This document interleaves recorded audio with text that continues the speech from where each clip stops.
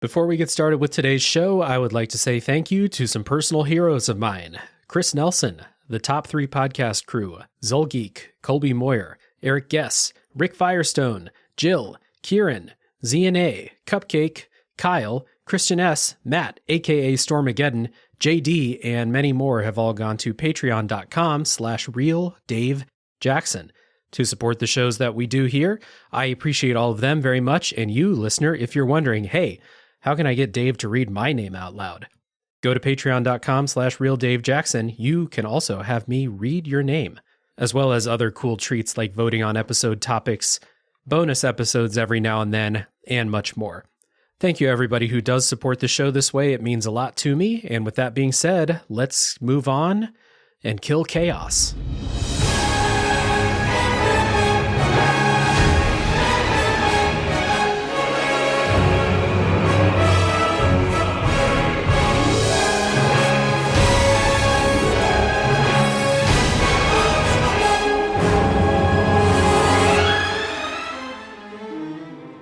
Hello, everybody. My name is Dave Jackson, and you're listening to Tales from the Backlog. This is a video games review podcast where each week I am joined by a guest to talk about a game we played, although today I'm joined by two wonderful guests, good friends of the show. First up, host of the Unlockables podcast and Cube enthusiast, Eric Gess. Welcome back.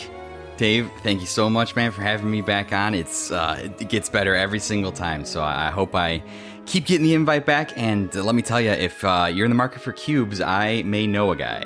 Are those cubes? There's cubes over there. What I say every day driving down the road as I drive to work. Right. We're also joined today by the host of the Main Quest podcast and Chaos himself, Keith Gasper. Welcome back, dude.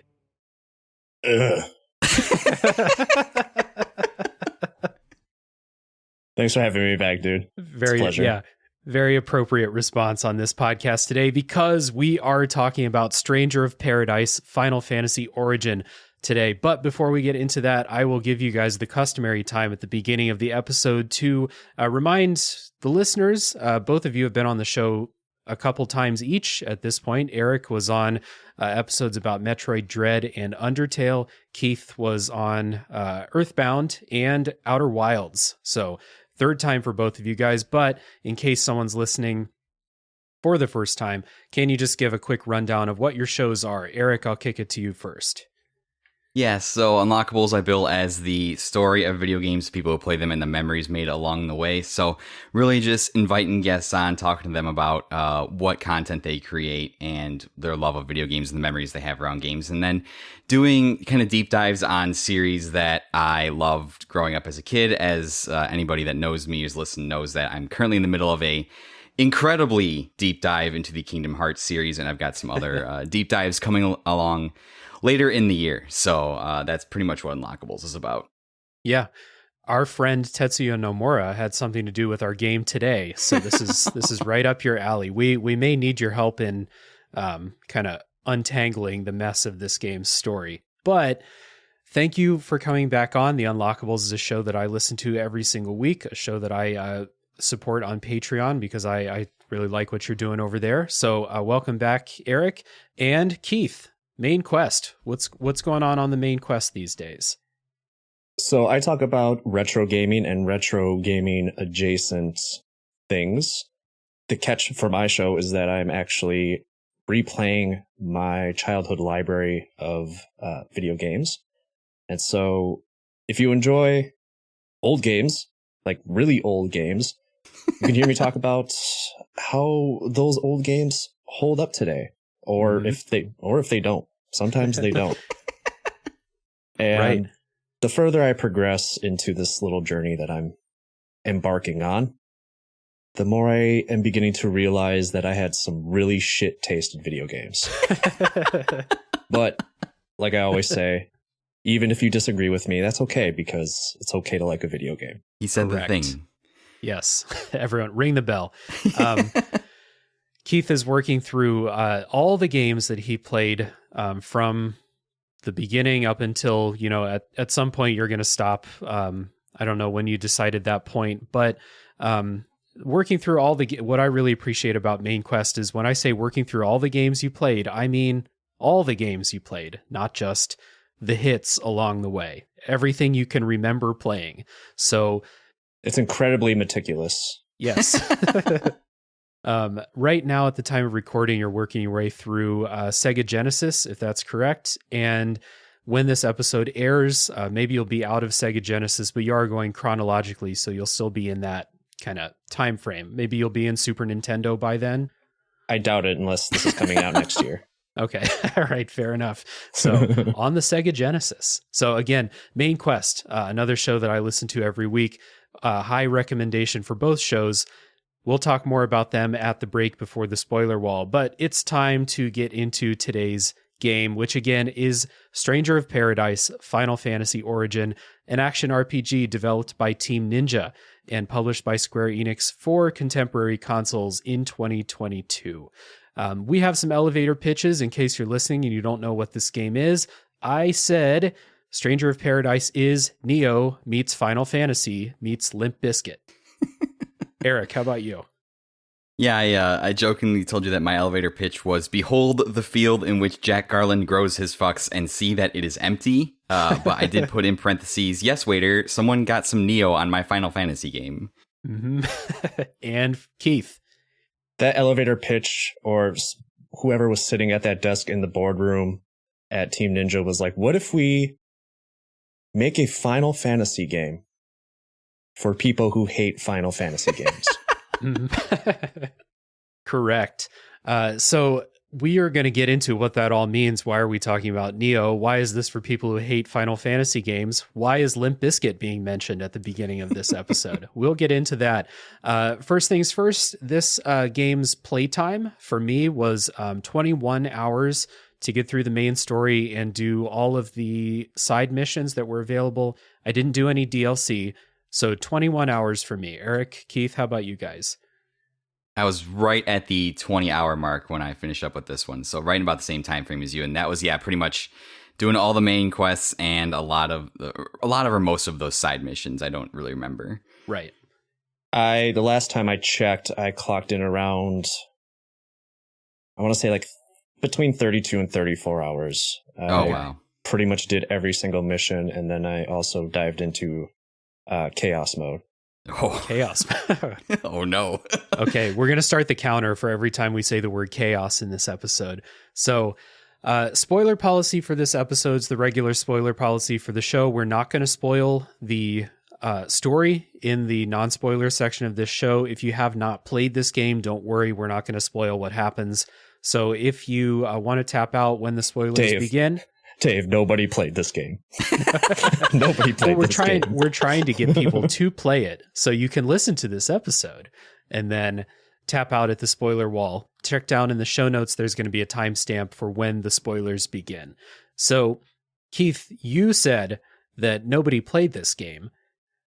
Why did you play this game? What interested you? What's your history with Stranger of Paradise? Because you were the first of our group here to play this. Because it looked dumb as fuck. That trailer. I mean, honest, so I saw the trailer drop in E3. Was that E3 2020, I believe? Mm-hmm. I don't even remember anymore. Anyway, I saw that first reveal trailer, and just like everybody else on the internet, just clowned on it. Because it was bad. I mean, everything about the game looked absolutely terrible. And then the more I made fun of it, the more it started to grow on me in some weird way. And I think a couple months later, they released another trailer. Still looked incredibly bad. But they also dropped the demo as well. And I'm like, you know what? I'm just going to check this demo out, see what this is all about. And man, I had a really good time. I was like, I can't believe how fun this game is to play. And basically since then, I was championing this game. I felt like I was like the only person excited for this game. And yeah, man, it's every bit as stupid as I thought it would be, but it is, I mean, I guess I'm spoiling my thoughts here. It's a good time. So Yeah.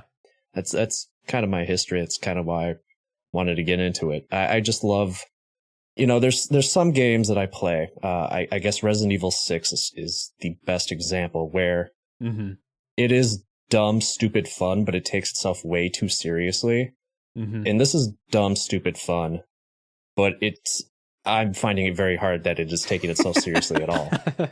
So there's no way. I feel like Team Ninja made this game as kind of a joke, or kind of like a way to sabotage the franchise in a way. That's just me, like, just bouncing things off the wall here, because it really seems like maybe somebody got under someone's skin at Team Ninja, and they're just like, all right, just write the shittiest script as possible. Like, who fucking cares? Like, the game's already done. We still need all the voice work. Whatever. Just who cares about this thing? And obviously that Tetsuya Nomura influence is in there towards the end. So it seems like they kind of worked that in, no matter what the plot was going to play out. But what is said and how that plot is carried along is incredibly dumb. And I'm all here for it as long as the game is fun to play. Yeah. So Keith was kind of championing this game, as he said. He's not making that up. He was every chance he got talking about this game. So Eric, was that a factor in you wanting to play this? Because it was for me. It was originally. I remember I saw the trailer kind of the same time as everyone else did. And I believe I probably messaged Keith that day, and I'm like, I cannot believe what we're watching right now. And both of us kind of proceeded to just clown on the game for, I think, months. And then we started ironically saying, we're going to play this and review for the show. It's going to be awesome. And then that ironically became like, unironically, we're like, yes, we're going to review it for the show and play it. And I just unfortunately never picked it up at the same time Keith did, just because I don't know.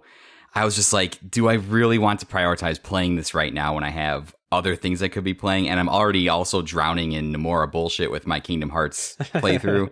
I was like, I don't need this right now. So I just kind of, I knew I always wanted to play it, but I was just like putting it off. And so finally, when you texted me with the call, you're like, it's time. Do you want to do this? I was like, yeah, it's okay. It's time. Let's do it. And so I happen to have like a $30 coupon to GameStop or a rewards, whatever voucher. And this was on sale. So I got it for like $10. And I was like, well, okay, this $10 out of my pocket, this will definitely be worth it for the entertainment value. And I kind of went into it with the same expectations that Keith did. It was really stupid, but hearing what he had to say about it, it's a completely stupid game on so many levels, but as we're about to talk about, I had a really, really great time with it. There was never any point where I was like, this is dumb. I want to stop doing this. And I think too, in a weird kind of way, I grew to appreciate it towards the end, because if you've worshipped at the altar of Nomura as long as I have, you kind of start to see his grand machinations playing out in the background, and I'll have a little bit more to say. I'll have a little bit more to say about that once we get past the spoiler wall. But right, yeah, it was stupid and funny, and just such a great game in a way that we don't get a lot of games like this anymore. Video games take themselves way too seriously nowadays. Like the older days, the PS2 days, we used to get all this like halfway, not AAA, like campy stuff that was just dumb but really fun. We need more of it, and I'm here for it. So are you saying, Eric, that you can see the Matrix when you're playing a Nomura game now? Like getting very close to that, and some of that is going to come into play in the spoiler wall, and I'm very excited to talk about it. All right.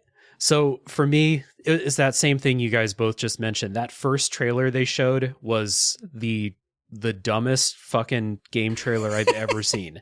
And at first I thought like maybe they did that on purpose to generate buzz, like, because if you put out something like that, the internet will dunk on it for days on Twitter. But then I played the game and I realized like they didn't cut the trailer in a weird way to make it look like that. That's what the game is. So that, like, knowing that was a big factor in me wanting to actually play it instead of just like make fun of the trailer. I like action games. I liked Neo for like the first 20 hours that I played it. So I'm not like completely turned off by a Team Ninja game.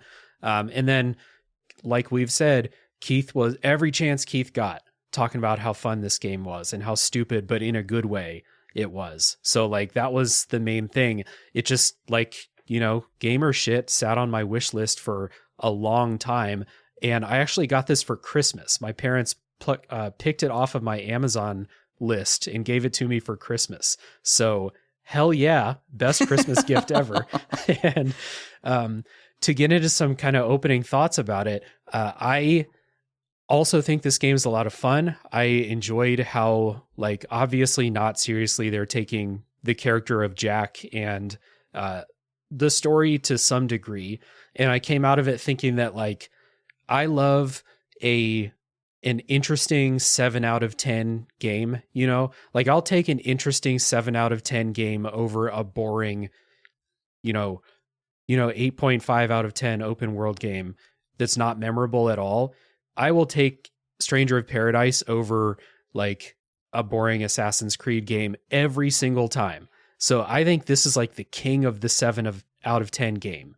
There's some areas where it's not very good, and there's some areas where it's really fun. And then you have the Jack factor, which we're going to talk about once we get into the story here. But I think this game is really fun, and it's fun to experience in a way that like it was a novel experience, Can I kind of touch on something you sort of brought up, Dave, in that you talked about how the way the trailer was cut?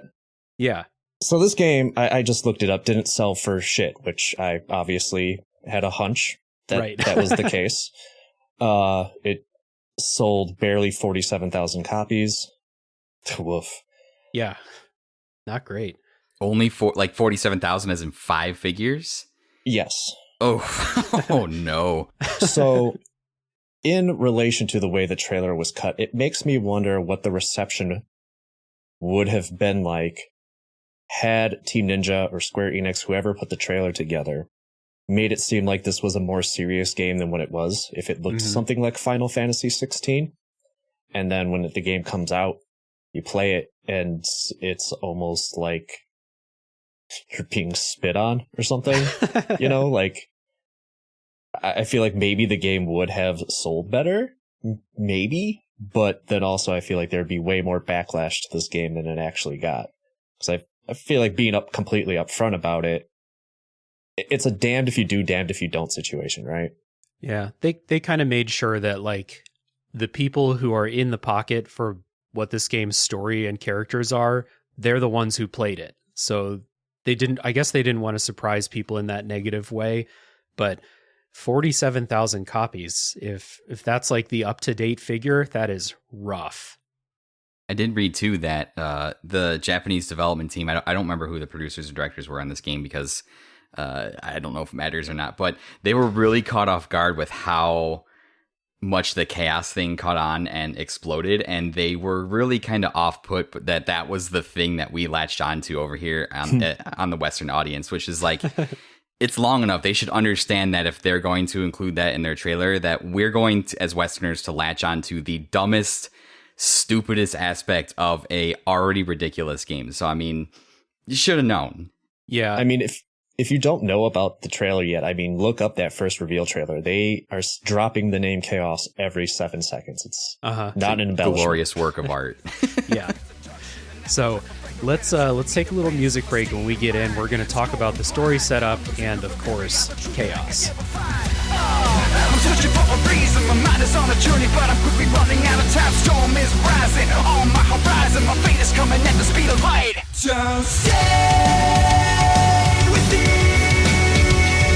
the dark when hope fades. Don't walk away from the light. Your destiny awaits. So in Stranger of Paradise, this is an original concept by our good friend Tetsuya Nomura, someone that Eric knows all about. I have very little experience with Nomura except for some Final Fantasy involvement. Did not play Kingdom Hearts. So this is probably the most Nomura story that I've experienced, the most crazy with twists and turns, and we'll talk about all that stuff later. One of the key things that they kind of marketed this as is that this is set in a dark fantasy version of the world from the first Final Fantasy game. This game was released to commemorate, I believe, like the 35th anniversary of Final Fantasy, or 30th, something like that. So Keith, you went way back on Main Quest. Did you play Final Fantasy, the first one? I did review it for my show. And that's the other thing I wanted to bring up too, is because this, before the game was revealed, it leaked that Team Ninja was working on a Final Fantasy remake. The the first one. Right. Which initially is what got me super interested. And then, when that trailer dropped, I was like, what? Yeah. Eric, did you play Final Fantasy, the first one? No, I did not, but I knew enough about it just being exposed to the world and the fandom of Final Fantasy for as long as I have, that as soon as I saw the trailer, I immediately knew what they were going for. So, yeah, have not went back and played it. I don't know, based on Keith's review, I don't know if I need to do that. I think maybe I've heard enough, but to be fair, I played the original NES version. There are better versions of the first game that exist. Right, I would consider doing the Pixel remaster now that that's available. So if I do, that will be the avenue by which I go back to explore it. I can't possibly imagine that Stranger of Paradise is going to be my only impression of the world of Final Fantasy 1. Right. So it is set in that world, and I didn't play the original Final Fantasy. I'm way more interested in playing it after playing this game, but we'll get into why later. In this game, you play as Jack Garland, who is on a quest to kill Chaos. Chaos, whose darkness has begun to corrupt the world. Jack meets up with fellow adventurers Ash, Jed, and Neon, and the four of them believe they're going to fulfill the prophecy from the original Final Fantasy game, the Warriors of Light, a prophecy, who are going to cleanse the world's elemental crystals and defeat Chaos.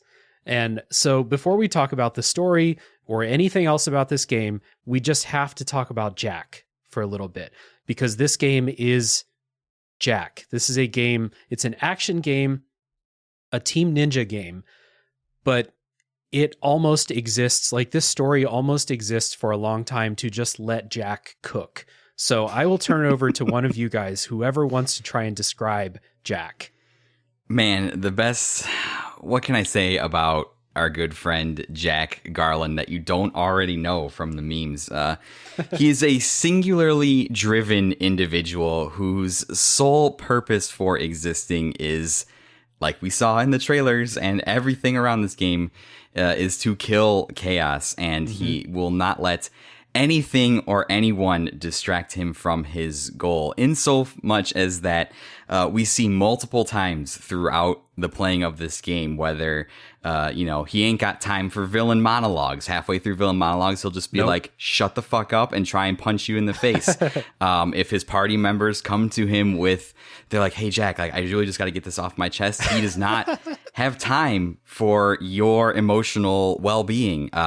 Or if it's getting hit on by the princess of the kingdom, Jack ain't got time for that. He is solely driven by his sole desire to eliminate Chaos, and that is his only prime objective. And it's somewhat refreshing to have a main character that is solely driven by the main objective of the game, whereas like if you're in Skyrim in the Dovahkiin, it's like, yes, you're supposed to kill the dragon, but like, hey, can you find my 5 chickens for me? Hey, can you go off and explore this tunnel? It's like, Jack ain't got time for that. He's here to do his job, and that's all he wants to do. If you've ever played a game where like the main character has a main quest that they need to be focused on, but they're like, yeah, sure, I'll help you round up your chickens, or yeah, I'll help you find your lost dog or something like that. Jack will not. If someone comes up to Jack and he's like, and they're like, hey, sorry, my sheep escaped, can you help me? And he's like, no. And then he would just keep walking. He is that focused on Chaos. He is what the children call based. Yeah, what you see in those trailers is exactly what you are getting. That was part of the humor to me, was just how unbelievably transparent those trailers were with who Jack is as a character. I believe there is a moment in the game where he's in Corneria and the princess is telling him she keeps it, chaos isn't real, Jack. Chaos doesn't exist. And he punches the princess. Just of the fact that she was telling him that whatever it is he wants isn't real. Yeah. There's another scene pretty early in the game, and I think this was in a trailer. It was definitely in the demo. It's not a big spoiler, where one of your party members is going on this monologue, basically talking about how chaos might not be real. The people need a reason to hate something to give them hope that, like, hey, if we kill this, we'll make our lives better. It's this like long, like pretty good monologue, like decent voice acting, good writing, I thought. And at the end, Jack just goes, bullshit. And he fucking turns on an iPod, turns on this like song that sounds exactly like Linkin Park, and walks away. And that is, if you're listening to this and you haven't seen that, I'm not making this up. There is a new metal song in the game. He has a fucking iPod or a smartphone or something. He puts in headphones and walks away from the group. And he goes outside. He takes his headphones out and he's like, no, I know chaos is still out there. And then he keeps walking. I ate up all of the reels and the TikToks and stuff of that scene. Yeah. And the people are just putting in different songs. So it'd be like different songs, yeah. Saliva, or like he walks away and plays like Puddle of Mud or something. He's just walking around, walking out of the castle. It's like, she fucking hates me. I think another one of my favorite Jack moments too is there's a part in the game where the main city of Cornelia, not Cornelia, that's Star Fox, right? Yeah.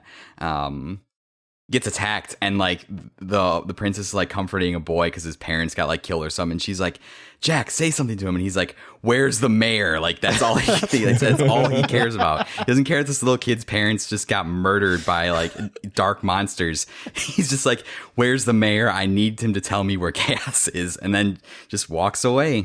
Jack ain't got time for dead parents or orphan kids. One of my favorites was in that city, you go to an inn early in the game.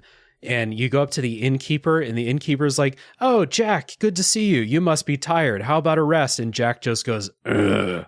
And then he's like, I thought you'd say that. And then he shows him to his room.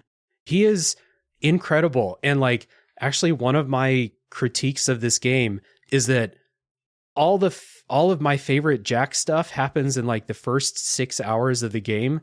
And then it takes like 10 hours of like nothing. And then it really at the dies end, down. Yeah. At the end, you get more Jack, but like the story is fully in gear by then.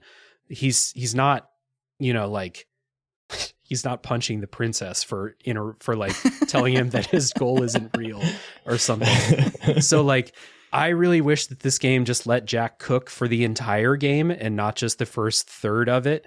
Right. Yeah. I did. Because one of the final boss fights is the Lich King, or the Lich King. Isn't that like a Destiny boss or something? I think this game has a lot in common with World of Warcraft. Like a World of Warcraft thing. Whatever.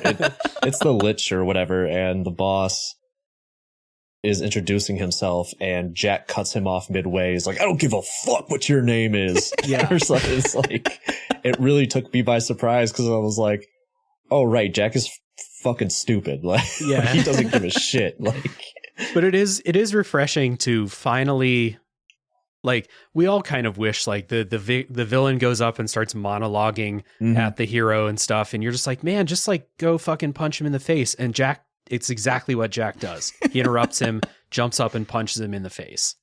It's like one of those cases where you're like, man, I just want to skip this cutscene. Like, I do not care about this. Yeah. Luckily, Jack is there for you. Exactly. Right. He doesn't care about it either. So,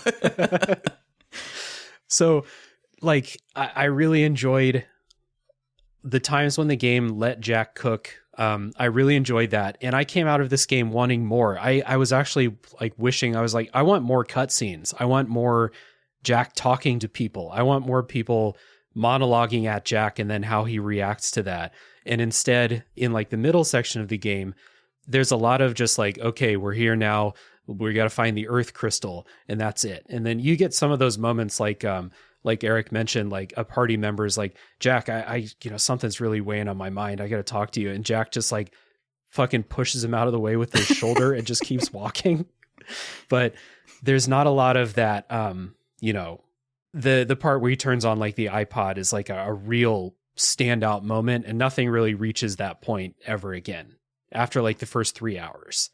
And most of the party is just like okay with this behavior. Like whenever these episodes do happen, they're just like, oh, well, you know, that's Jack. That's just how he is. And they're just totally fine with it. You know, it's just like Jack's just going to be Jack. Mm-hmm. It's I guess it's like anime rules where Jack is like clearly the strongest fighter in the party. So they're just like, yeah, well, that's how he is. And we're following him because he's the strongest. I mean, there's kind of story reasons for it, but I guess we won't get into it now. Yeah. But overall, I thought the story at the beginning was the Jack show. And then in the middle, it was like the get the 4 crystals like the prophecy says that you're going to. And then at the end, the story gets fucking wild. And I actually really like where the story goes at the end. I thought it was really entertaining. Yeah, I totally get what you're saying, because as the game went on, as it did kind of fall into that lull when it wasn't really the Jack show anymore, I was like, oh, there's a fucking story in here, and it's super convoluted because it's by Nomura. proxy Final Fantasy, yes. And then towards the end, like, because I had, towards the end, like, I was already kind of checked out. I didn't care anymore. And we'll also get to I may as well say it now.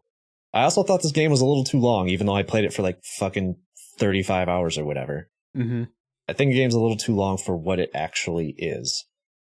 Yeah. But yeah, towards the end, when the story finally started to come together, and because I have basically played every Final Fantasy, and I know Kingdom Hearts exists, I as soon as credits roll, I'm pretty sure that's when I texted Eric and I was like, yo, what the fuck? But yeah, I mean, the story really actually surprised me by the end. I just wish, I guess it just wasn't so, it really just sags in the middle of the game. Mm-hmm. It does feel like it wants to do a lot of things. I think the length has to do more with, they had the idea in mind that it was a Final Fantasy celebration, right? And there are a reason why there's so many levels, because they want to incorporate all these different themes from the games for 35 years. That doesn't excuse away the fact that some of them might not have been necessary. We could have maybe moved it on a little bit, because yeah, I agree with you guys. The middle of the game is very much like, we're just going to the places and finding the crystals, and nothing really new of substance is happening, to the point where when it does start kicking off towards the end and all the Nomura stuff comes back, I'm like, oh yeah, I'm into it now. I'm feeling it. I was missing the drip of BS for like 10 to 15 hours, but it is back. So yeah. I actually think that the pacing and the length of the game is kind of padded out by how the gameplay is structured, like how the level selects are set up with the missions and side missions. And that is straight out of Neo. That is a Team Ninja thing. So, like, you'll do your main story mission. You'll maybe get some story in that. But then in order to level up, you have to do some side missions. And there's, like, next to no story at all in those side missions. It's just, like, go through the level backwards and then fight a new boss at the end of it. And, like, so that really contributes to pacing struggling like in the middle section for sure. Yeah, those side missions suck. Yes. I cannot take him seriously, though. I can't tell what's going on behind his mirror glasses, and then he just speaks. Yeah. The listeners are really missing out on an outstanding Keith performance right now. So let's take a little music break. When we come back, we'll get into talking about the gameplay and why it kind of contributes to that pacing struggle.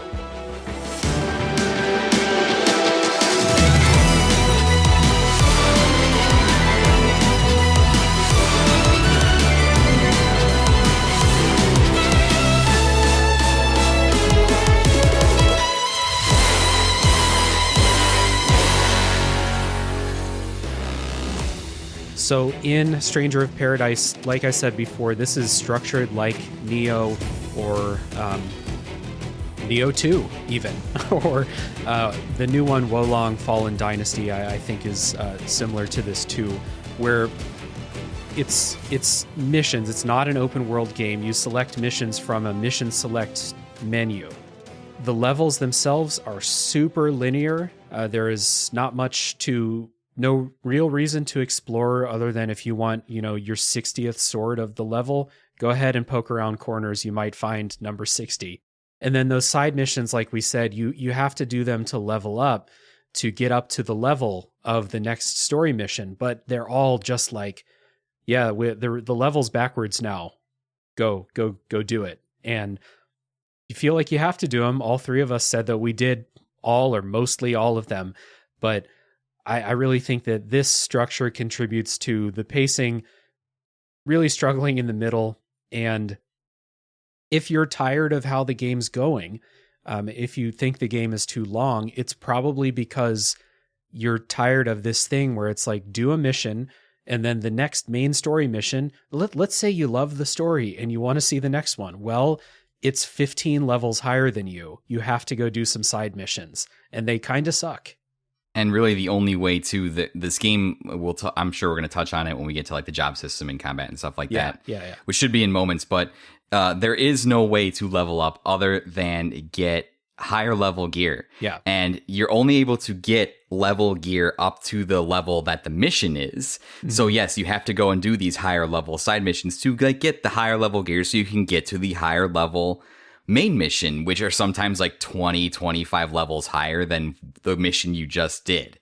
So yeah, it's definitely a way for them to pad it out. I will say that like one of the pro tips I kind of realized as I went through like the back half of the game is you can start a mission that you're like 20 levels too low for. If you kill like 5 enemies, you'll get a bunch of equipment that's 20 levels higher than you. So you can pretty easily get up to that level. But they're going to hit you really hard. So if you're if you're struggling with the combat, that's going to be really tough to do. And some of the side missions are really hard when they're like, go kill these master tonberries that are 10 levels higher than you. They're assholes and it's tough. You know who else is tough? That guy on the screen right next to me, that too. I'm sorry, I couldn't help it. Stoically taking this all in. So this game's gameplay is extremely similar to Neo or another character action game. R1 does attack, you have a block, you have a parry, you have a dodge. These are pretty much the same as every single video game, except I found the parry way too hard to do, so I never did it in this game. Are you talking about just like the general block or like the parry that consumes like soul and consumes your the stamina bar? One. Yeah, oh, the general one. Okay. The regular one. But if you time it correctly, maybe with a certain job, you can actually do a parry and like a counterattack. But too hard for me. And as we'll get to with that magic block, what's called a soul block. I never even tried because the soul block is too good. So what that is you have a posture meter and you can trade your posture meter to block with this special block. You use circle, I think it is. And if you block with this, it will block anything in the game, basically. And if you do it correctly and don't like deplete your stamina, you'll refill your magic. So this is how you refill your magic in the game, other than by killing stuff, which we'll talk about. So instead of blocking like in a traditional game, I just use this soul block for like the entire game. It's supposed to be a trade-off between trading your posture and stamina for the opportunity to do this, but it's really not hard to pull it off. Interesting. I guess I must be just getting old and bad at video games because I tried that a few times, and after like running out of my posture meter, I was just like, well, this is no fun. I think I'm just going to go to the old dodge, roll out of the way, and then go in for a slice, and then never block at all because the best defense is a good offense. That's true. Yeah, we're going to talk about the job system in a moment, but I think it's very interesting that they decided to take the blue mage out of the job system and just make it part of a special type of parry. Mm-hmm. I think that was a really good idea on their part because it also opens up the gameplay a lot more when you're just taking out, general enemies, on your way to the boss or through the stages or whatever. Yeah, so what Keith is referring to is that when you use that soul block on specific attacks, mostly spells that are coded with purple, they'll show up as purple on your screen. You can block it and then absorb it, and then you can use that spell a couple of times. So if you block like a really strong fire spell with that, then you can use that spell for free a couple of times. And it's number one, it mixes up the gameplay because you're going to be going through the levels, killing a bunch of stuff. And it does give you a really strong attack that you can use for free. It doesn't use your magic meter at all. So that can be really helpful to, if you can, go into a boss fight with a couple of those saved up, or use them on that tough mini boss that's been giving you trouble. So the other part of your combat is the right trigger does skills. So if let's say you're using a magic user, that will do your magic spells. If you are a dragoon, that will be your jump attack, the classic jump. And what's cool about this is that in your button combos, you can set different skills to different things. So if you just press R2, it will do one thing, but if you press R1, R2, then you'll do a different spell. And you can put on these really strong, like finishing moves, basically, on the end of your button combos. And I liked to do that with an attack that does like big posture damage to enemies, because that's the secret to killing stuff, including bosses, is posture damage. So that was really cool, like customizing, like, okay, I want the regular R2 to be my mage spells, and then I want the R1, R1, R2, what my in my button mashing tendencies, what's the most likely combo for me to hit? I want that one to be like the big posture damage spell. And I had a good time customizing those. Yeah, I think that definitely showcases the strength, like we said, we highlighted the job system, whereas it really gives you an incentive to play around with the different jobs. And I think they give you 15, 20 different jobs that you can unlock. There are 28. Yeah, 28. Okay. So it gives you a lot of different jobs to like kind of customize your play style. So, for example, like the ones I found myself going to the most were I get like, I don't know if you mentioned it, Dave, but I really did like the Dragoon class with the jump ability. I thought that was really, really useful. And then, for my second ability, they give you the ability to hit the triangle button and switch to your secondary class so that you're not always having to navigate menus, which great thought on their part, because you do spend a lot of time optimizing stuff in menus in this game. So the less time I have to be in menus, absolutely better. So I had my secondary class set to the just standard black mage class, because a lot of enemies have a certain elemental weakness. And so I always found myself wanting to like open an encounter, open an engagement with like, if something was weak to fire, with like a big Faraga spell. And then that would take off a pretty good chunk of their posture bar. And I could just run in and get a couple of standard attacks, standard combos in, finish that off. And then you're able to perform a finishing move with Jack where he just pretty much manhandles the monster and will either just like punch them to death or slam them on the ground or throw them in the air and they explode in a shower of red crystals. And that has the added benefit of increasing your MP bar for that specific section of the game, allowing you to dip into more of those R2 combos. So the job system combined with the way the combo system works kind of gives you this natural way of playing the game to always be managing your MP and your combos and stuff like that. And I just thought that it was way deeper than I honestly expected coming from this game when I first saw it. This is the most violent Final Fantasy, right? Oh yeah, it's gotta be. By far. I mean, we didn't even talk about that intro cinematic. But when I first turned this game on, you know what, before you even turn this game on, I don't know what you guys played it on, I played it on my PS5.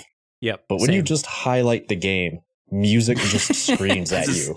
Choirs screeching at you, But then that intro cinematic of...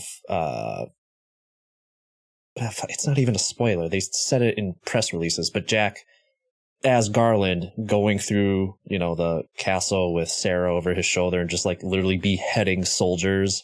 Yeah. There's just like blood everywhere and they're turning into crystals and like exploding and shit. I'm like, oh yeah. Yeah, baby. This is some like edgelord shit. I'm totally all about this. Oh, like, give me this. Those kill animations when you get like those finishing moves, it's like it's Doom Eternal, but in Final Fantasy. Right. It's those Doom killing moves, or the new God of War games have them too. They're hilarious because not only do you crystallize the enemies and kill them in the most brutal way, but Jack yells at them as he's doing it. He's yelling like, die, die, die, as he's fucking just punching them to death. I thought these were really fun and also very like cathartic to Do this to all of the Final Fantasy enemies that have ever given you trouble in any Final Fantasy game. Doing it to Tonberries and Cactars and Marlboros was awesome. All the trouble that Marlboros caused me in Final Fantasy X, I am crystallizing and I'm punching them in the fucking mouth in this game. My favorite finisher still is when he grabs a Shinra soldier and pile drives it into the ground. Yeah. It's just like, what the fuck? It's not even the most violent one. It's just so blunt. Yeah. I like when he just grabs the bombs or the spherical elementals when they're dead and just squeezes them down until they're just nothing left. Until they burst. Yeah. And then I found the Tonberry one actually like a very stark departure for most of them, because like when you finish the Tonberry, he just kind of walks up to it slowly and just touches it on the head and it just kind of explodes and you're like, oh, rest now. Okay. Rest now, your work is over with. Yeah. Exactly. And I found it interesting too that most of them, not all of them, because some of them he does use the weapon as a finisher. For all of the vast amount of weapons that Jack appears to be proficient with, I would say most of the finishers he opts to just finish with his bare fucking hands. Yeah. He's just like, I don't need this giant ass sword. I'm just going to finish you the old fashioned way. Yeah. The one with the Marlboro, he grabs its tongue and like pulls it to pull it close to it and then just punches it in the face until it explodes. The one with the Cactar is really funny too, because Cactars are famous in the games for running away from you, and they do give those familiar enemies those familiar characteristics in this game. The Cactars do run away from you. They have a special dodge move and stuff like that. So when you do catch up to one, he goes like, "Get over here," and grabs it and just like tosses it up in the air as it squeals. It's really good. Like if you have history with Final Fantasy, these are you're gonna love these. Yeah. There is a lot of love put into this game, and a lot of those levels, again, there's story reasons why they are going through these levels, the levels that they are, but they recreate certain aspects of certain games. So, one level is dedicated to Final Fantasy III, another level is dedicated to Final Fantasy X, and so on. So there's a lot of love put into this game for something that's supposedly to celebrate the franchise, but there's also like this, again, it goes back to my what do you call it, the elevator pitch. Yeah, there's a lot of Final Fantasy fans that don't want to touch this game, and I get it. I totally get it. It definitely is poking fun at, like, if you take the series really seriously, it is poking fun at a lot of that stuff for sure.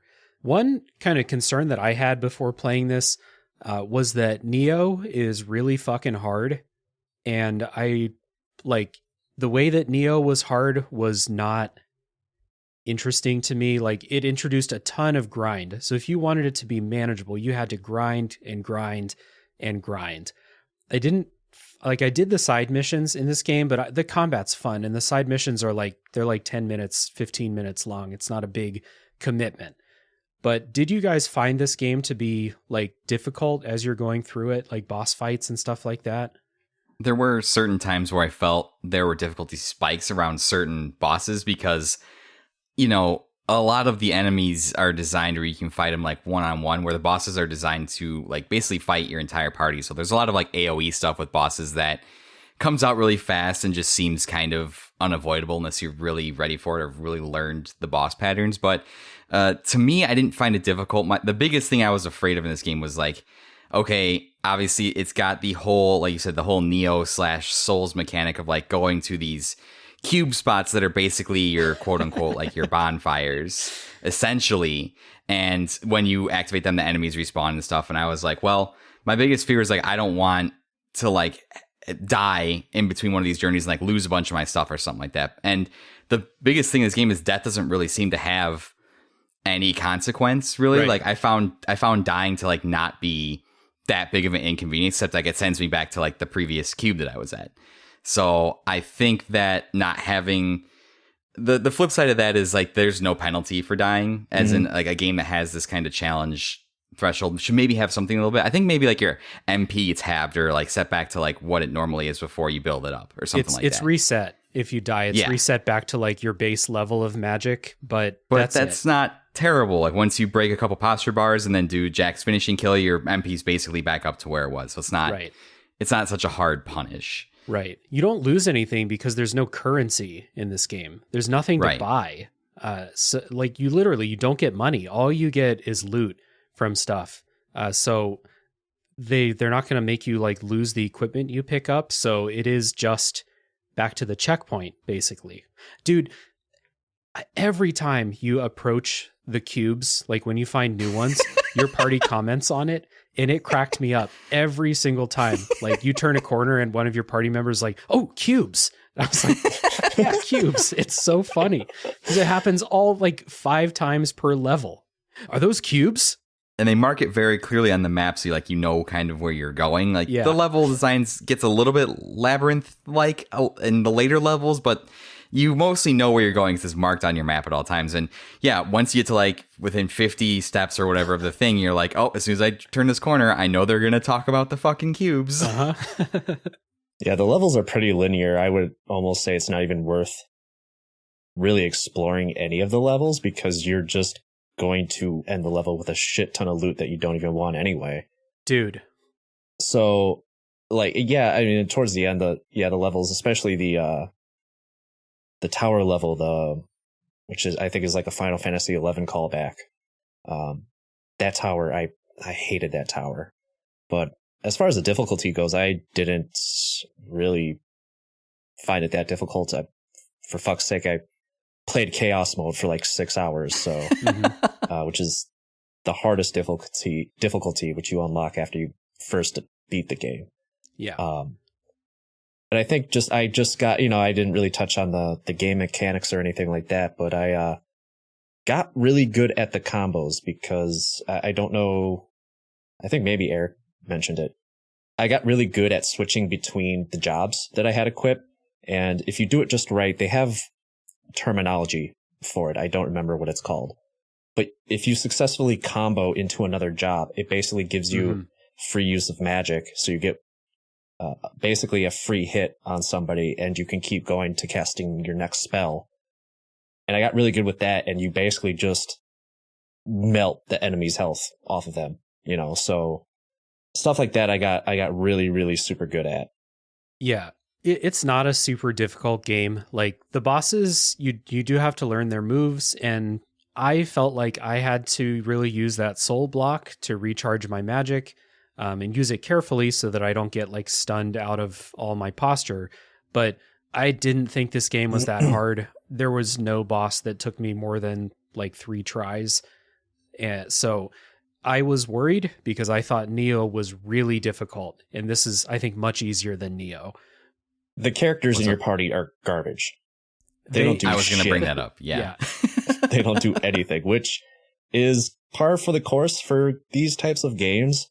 I feel like this battle system is it's very close to what Final Fantasy VII Remake is, except they take out the quote-unquote ATB gauge, essentially. Right. So you're not slowing down time or anything. You're doing everything real time.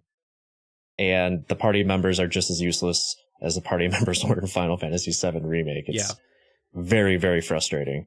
Yeah, I felt like they tried to make a big emphasis on your party where they're like, you make sure to switch out your parties, and your party members have learned new jobs, and make sure to switch it up and experiment. And I think I switched characters and jobs like for them every single mission, and I didn't feel any noticeable difference in anything that I was doing. I think maybe the only time I noticed a difference was when I unlocked whatever the next level of the Black Mage job is, the more powerful. Yeah, the Sage or something like that. And you had access to the Flare spell, which absorbs all of your MP and just like wipes the area. And every once in a while, when I would command my party members to use their abilities, the one girl would pop Flare and just kind of wipe them all out. Be like, oh, cool. Like you did something for once. It's a good feeling. Yeah. But yeah, I feel like the bulk of the combat and stuff is designed like for Jack. The job system's designed for you to play as Jack and kind of have that power fantasy. And I don't want to understate like how I felt like, and Keith kind of was telling me about it before I played it. He was like, yo, the job system is really good. And I felt like the job system was really good, and it was really rewarding to like try, and there was enough variety there. Like you would think with 28 different jobs that you'd just be like, oh, eventually everything's just going to kind of be slight alterations of what came before. But to me, it was different enough to give me a variety of gameplay experiments and want to experiment with trying different classes. And I didn't feel like anything was kind of the same or one-to-one or anything like that. Yeah. I think this is like the best job system in any Final Fantasy. I've said that a lot about this game. I still think it's true. A lot of people will be like, oh yeah, Final Fantasy V. No, this ain't Final Fantasy. This ain't your daddy's Final Fantasy. And it's so cool to see. It's so cool to see those realize in a 3D live action space. Like I've only ever seen like the Dragoon or the Thief in a turn-based setting. So to see how that's translated into real-time action, it was super cool. I'll admit because I use the Dragoon a lot, it's pretty OP. It's good. And when I hit the jump button, I literally thought maybe Jack is going to be gone for like 5 minutes. Right. But like it's instantaneous. Yes, exactly. Like it's basically instantaneous. But I was waiting for the game to really like have this like deep cut of just your character being gone for a while. But and also going back again to my elevator pitch, I love this combat. I love the combat in this game. I want it for all of my Final Fantasies. And at the time of this recording, basically like the combat for Final Fantasy 16 was revealed and everybody hates it. And I'm like, no, I'm totally for it. Like this looks like Strangers of Paradise, a little bit more refined. Give me this Devil May Cry bullshit. I want it in my Final Fantasy.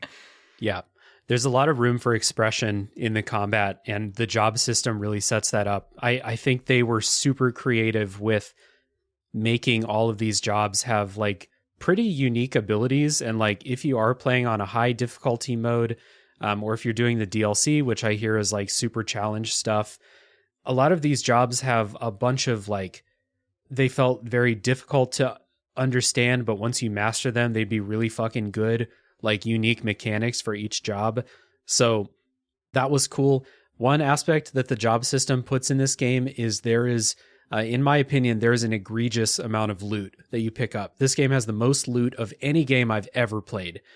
Legit, no exaggeration, 100 items of equipment per level that you'll pick up.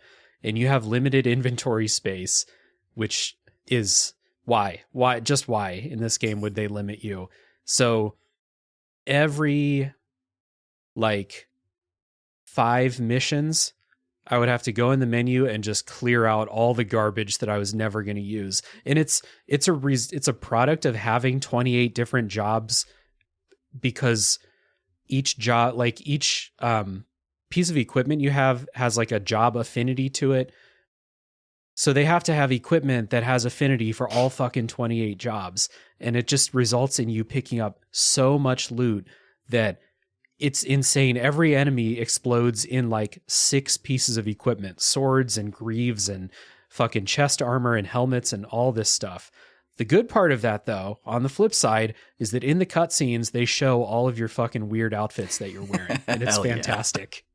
This game has, the fashion in this game is out of I don't know if it's a Nomura wet dream or a fever dream or what it is, but it is, you know, it is the Nomura joke of belts and zippers and just everything that is joked about with him come to life. It's beautiful and haunting and terrifying all at the same time. But yeah, I'm glad you did bring up the loot, because even for a person like me, I'm a loot gremlin. I played Destiny 1 for years and loved loot. I'm a Monster Hunter World sicko. I have 700 different fucking combinations of gear for every single monster. And even I was like, this is too much loot. Why are we doing all this loot? Who's all this loot for? And I really appreciate a game that really wants to try to give you as many tools as possible to express yourself in any way you want possible. There's too much loot. There's too much loot. Like, who is all this loot for? Why do we need this? I got to the point where I was so sick and tired of optimizing my character after I picked up a new piece of loot every single time that I saw that little optimize button down at the bottom of the menu. And I was like, for 3/4 of the way through the game, I'm like, fuck this. I'm not messing with loot anymore. I'm not messing with gear. Let me ask you guys this. the gimmick behind that is you're supposed to dismantle all of your loot and like go to the blacksmith and get material for it and level up the gear you like. Right. Did you guys do this at all in the entire game? Yeah. You did do it. Yeah, let me tell you, first of all, how easy you guys have it.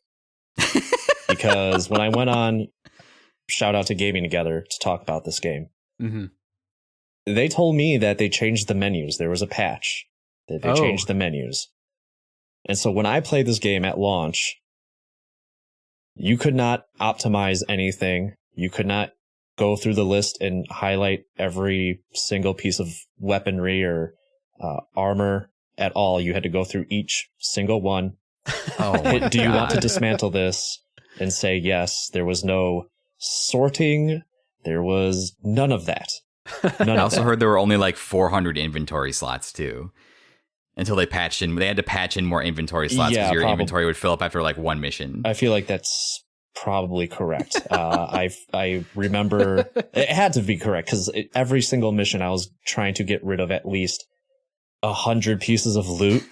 Yeah, and it would take that was probably also took up much of my gameplay time as well. So yeah, that's part of that. It fucking sucked. So you guys have no idea how easy you had it. But also, I mean, yeah, and that's also why I did a lot of the side missions also, was to basically upgrade my weapons and upgrade my jobs. You know, there was that bit of dopamine. And even to like the fact that there is so much loot in this game, I think that's one of the aspects of Final Fantasy that they lost, because there's nothing more rewarding than going through a dungeon or a hidden area that you stumble upon and finding some sweet ass weapons. And in this game, you find so many weapons and armor, it means nothing. It literally means nothing. There's nothing special about these items at all. Right. It's some of my favorite parts of Final Fantasy games is having like that long hidden quest line for that ultimate weapon or something that you just do and fulfill. And it really feels like something special when you find it. And every time I saw a chest in a room, I just dreaded it because I knew that 14 pieces of like shiny, randomly colored gear were just going to pop out. I'm like, this doesn't mean anything. Maybe one of these will be slightly better than the gear I already have. And the reason I posed the question as to like, did anybody utilize the blacksmith was because I didn't feel like I ever had to upgrade my gear because I just knew I would get better gear in the next level. I mean, it might have not been exactly the stats I wanted for the build I was going for, but it was going to be higher level stuff that would increase my base stats overall. So I just didn't like, I feel like the blacksmith is just kind of like a joke at that point. Yeah. So I didn't do the blacksmith stuff either because you're not enhancing like the damage that your weapons do. You're enhancing their special traits, and their special traits are like plus 2% damage against flying enemies or something. And then when you upgrade it, it's like plus 4% damage to flying enemies. Aren't you glad you spent that time in the menus? So I never did that shit ever. And it's partly because of that, but mostly what you already said, that I knew that in 5 minutes, in the next mission, I'm going to pick up a better sword. So why upgrade this sword that I have now? If you're playing on higher difficulty, or if you're doing the DLC stuff, yeah, you probably have to optimize to that level, but not for the base difficulty in the slightest. So I barely changed any of my equipment. I might have changed my equipment 5 or 6 times throughout my playthrough because I was leveling them up. And that was basically the only way I found any type of use in my party members was to give them, you know, those boosted stats to their weapons and stuff like that. So, yeah, I paid a lot of attention to that. It sounds like I probably shouldn't have, but I mean, I don't know. Yeah, there are some games like this where you pick up so much loot and you realize, like you said, Eric, that you're spending so much time in the menus in each mission that you have to like train yourself out of that and just be like, no, I'm going to optimize my equipment at the end of the mission before I start the next one. That's when I'm going to do this. I can't do it every time I pick up a weapon. I just can't. I'll say I'm kind of a outlier here. I'm kind of weird. I love menus. I mean, I love, that's why I play RPGs, right? A lot of old school RPGs are very menu based. So spending time in menus and kind of min-maxing my characters is my jam. Yeah. I like it too. I just don't want to do it 35 times in every level, you know? In an older Final Fantasy game, you'll go through a dungeon and you'll explore, and one treasure chest in the dungeon will have a new weapon for one of your characters. And that's an awesome find. And I'll immediately go in the menu and equip it and stuff. But like, this game just has so much fucking stuff. I can't handle it. I'm on the same page as Keith. I'm a sucker for a good menu simulator game, 100%. Like I said, I'm a Monster Hunter World is my most played game of all time, and that game is half of the time you're just living in menus, making new gear. And even for me, towards the end, I was like, this is just too many menus. It's like, for as good as the job system is in this game, and like Keith said, it's one of the best job systems in any Final Fantasy game. I don't think that can be understated. I just feel like the missed opportunity to pair that with a really good gear loot system that supports the job system. I feel like they fell short of that, because if you would have had that element of it that affected the gameplay as much as I felt that the jobs did, and that's where I got all of my satisfaction, was leveling up all the different jobs. That's where I was mainly focused on. I was like, the gear at this point is expendable, so I'm changing that out basically after every mission as I get more powerful stuff. But if they could have just had a more robust kind of gear system that, I don't even know how you do that, because I'm not a game designer. I play the games and I complain about them. I have a podcast, like that's because I'm not smart enough to actually make them. So, but yeah, I just feel like it's such a disconnect with how good the job system is versus how not great the loot system is. I just think the loot is an unfortunate byproduct of having so many jobs and needing specialized loot for every single job.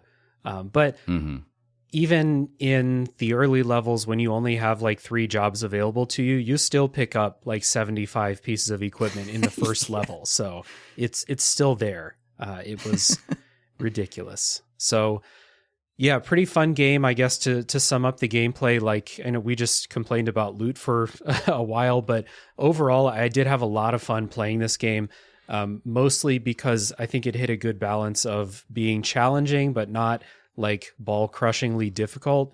And then also I had a lot of fun switching between those jobs, leveling up the different jobs. Trying out all the jobs was fun, which is not something I do in every game. But I started to try out new jobs in this game, realized that like, oh, this is fun to experiment with. And I'll probably go back to old trusty Black Mage when I've leveled this up. But for now, having a good time. So a lot of fun. And I will. Go ahead. I was just going to say, if you do find this game that hard, there's like 7 different difficulties. There's like 4 versions of easy by itself. So you can literally turn this, because I messed with it after I beat the game, and you can turn it to easy, and you can turn it to very easy, and then you can turn it to like, I don't know what they call it, child's mode. There's story, and then there's like casual, where you can just like go into the menus and basically like turn down it even further. And I'm like, okay. But there's another one. There's like, once you turn it down to casual, there's another setting within the menu someplace where you can turn on like 1-hit KOs or something like that. So you can just hit enemies and they just explode. Like, you don't even have to do anything. For Jack, though. I mean, yeah, that's true. So you can Jack mode. blow through the story or blow through the game and just experience the story.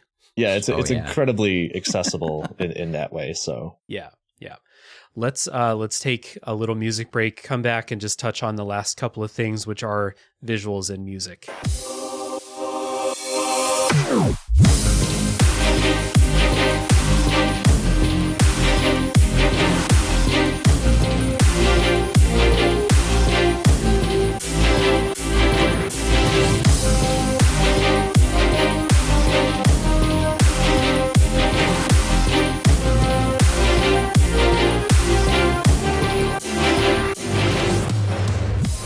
I can't wait to hear all the Limp Bizkit interstitials you put in here. Oh, yeah.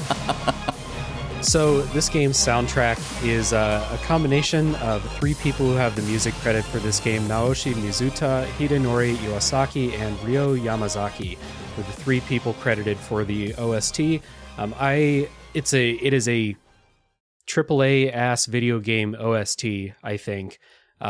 Orchestrated, fun to listen to while you're in the combat. And then if you ask me 2 weeks later, hey, could you hum a song from Stranger of Paradise? I could do the one from the PS5 menu that blasts at you when you turn the PS5 on, but everything else, that's like the main theme of the game. Nothing else from the game really stuck with me. Just one of those like unfortunate things where it's like it plays a role when you're fighting bosses and in story moments, but it didn't stick, you know? So Yeah, I'd say. Oh, You want to go ahead, Keith? Go ahead. I was just gonna say I disagree. Okay. As somebody who loves Final Fantasy, you might not think I like Final Fantasy with how many I actually don't like playing, but as somebody who loves the Final Fantasy franchise, there's so many. This is one of the things the game does so well. Again, is bring back a lot of those. There's melodies from certain games kind of weaved in and remixed to this new soundtrack. So when you're going through, the Fire Cavern, which is a callback to Final Fantasy VIII, where you find Ifrit, they have a little bit of the melody from that area playing in the background. But it's remixed in a way that it's also somewhat new but familiar. And that's just all over this game. That one just came to mind because it's probably one of my favorite tracks in this game. But all that stuff is all over the place. And so some of the other, there are like some just generic tracks in this game. But I think a lot of it is very well written, very well performed, and placed to really give you that hit of nostalgia. I just, overall, I mean, we didn't really talk about it, but like the first 5 hours of this game is legitimately a remake of Final Fantasy. Mm-hmm. It's beat for beat. Right up to, when they leave Corderia, when they leave the continent, and it's literally a callback to that screenshot of the Warriors of Light leaving the continent. Even just the way they incorporate the Final Fantasy theme. I think when you first hear it, Sarah's playing it on a fucking, what is it, a harp? Mm-hmm. I thought that was really cool. I think at some point when Jack is listening to his iPod, the Final Fantasy theme is playing as well. Mm-hmm. I actually think it's really, really good. But it's just one of those things Final Fantasy fans will never realize unless they listen to this episode and go check out the game. Interesting. So that's really cool. I just didn't pick up on those kind of bringing back those melodies from, because I didn't play Final Fantasy. I haven't played a Final Fantasy before 6. I didn't play 8. I didn't recognize songs that I know from 7, 9, 10, 12, stuff like that. So if that's there, that's awesome. I just didn't pick up on I'm trying to think like how so obviously Final Fantasy 1 is represented. Final Fantasy 3. I know 6 and 7. 6 is the worst level. Agreed. No spoiler, Final Fantasy that 6, level's terrible. That level sucks. Final Fantasy 7, obviously, I mentioned the Shinra soldiers. 10, 9, 11, and 13. And I think that's it. 15 is represented as well. Oh, is it? Believe it or not. Yeah, it's it's the level where you're like in the palace with all like the laser doors and stuff. Okay. Yeah. So that was, same thing as Keith. First 5 hours in, I knew the story beats of Final Fantasy 1, so I was like, yep, this is right on par for what I expect from Final Fantasy 1.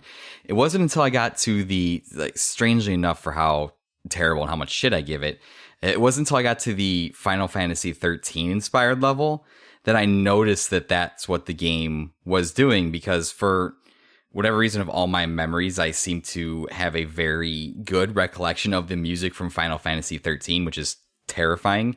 And that's when I noticed in the background of that level, the piano theme kind of from Final Fantasy 13, interwoven with just the general background music. And that's really when I connected the dots and figured out, oh, okay, that's what this game is doing. It is using the missions as inspiration to put pieces of different Final Fantasy games in this world. And you catch that too if you read the missives before the mission, where it'll talk about, oh, this such and such thing, this world from dimension 13. And I was like, oh, okay, that's Final Fantasy 13. Or it talks about dimension 9. Okay, that's Final Fantasy 9.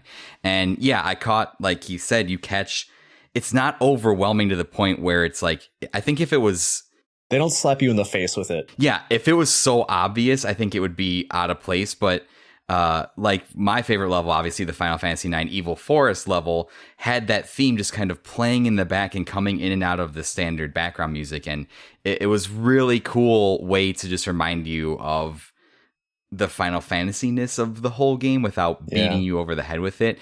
To be honest, the one track that I got sick of towards the end was just the battle track that played, because there's only one battle track, and it's an amalgamation of the singing chorus music from the PS5 start screen. And every time I was just going into battle, choirs are screaming behind me. I'm like, can you just calm down, please? Just give me a second here to finish this fight.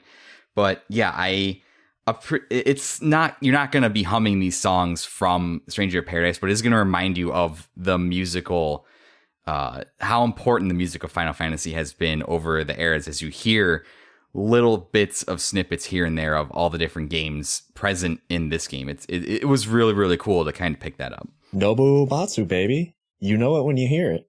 The GOAT. Yeah. I mean, and yeah, like you said, like, I keep on going back to this, but you really do just see how much care they put into representing the franchise. It's not a blatant, Disney Marvel thing where they're like, hey, did you get that reference? Did you get it? It's like, no, they don't really point it out. But if you're paying attention, shows up it's in a totally cutscene there. and he's like, hey guys. You're right. Can't believe that just happened. I think Jack would fucking hate being in the Marvel Cinematic Universe. He would just be tired of everybody. I thought you were going to say Jack would hate Cloud, and that's 100% true. He would. That is also Jack would hate almost all of the Final Fantasy characters. Yeah. Can you imagine Jack meeting Vaughn from Final Fantasy 12? Oh God. Or Tidus? Yeah. Well, I don't know. Squall is pretty based. He almost doesn't care That's about true. anything That's either. true. So I think Jack would probably be like, my man. Yeah. Yeah, right. So listening to you guys talk about that, it was super interesting for me. I already said I didn't pick up on the music, but I didn't pick up on the levels being inspired by the other games, because the levels seemed to be just, this is a lava level, this is a jungle level, this is an ice level, this is we're inside of a pyramid or a temple level, we're in a high-tech tower level, but no other distinguishing characteristics other than that. So like, just in the past 6 months, I've played Final Fantasy IX and Final Fantasy VI. I didn't catch any references to those games in the level design or in the music, but we talked about that already. So I came out of this thinking that the levels were dull and boring, and the way that they were designed, like geometry-wise, also very dull and boring. It was all about just combat to combat to combat. Maybe we'll get a Jack cutscene.